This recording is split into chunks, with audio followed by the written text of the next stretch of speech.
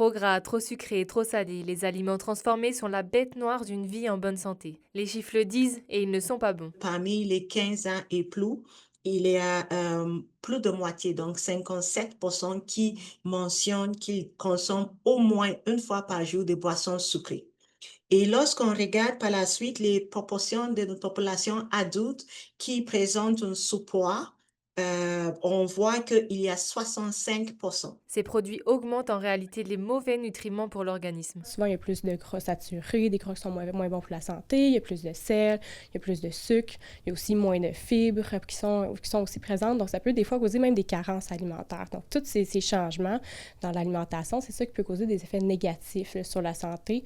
Effets négatifs, on parle d'augmentation des chances de maladies chroniques comme le diabète, le cholestérol, des maladies dans ce genre-là, augmentation des risques de cancer.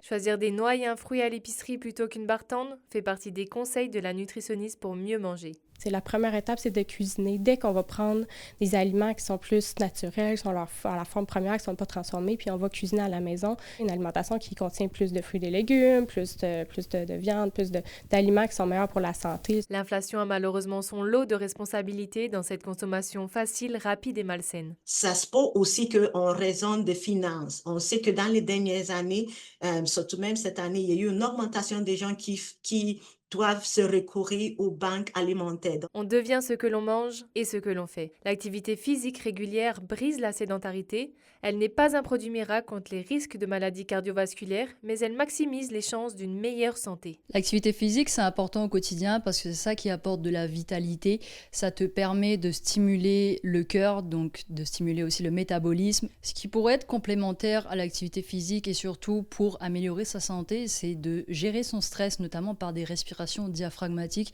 Il y a aussi la cohérence cardiaque, donc qui permet de stimuler le système nerveux parasympathique, ultra important aussi pour la santé.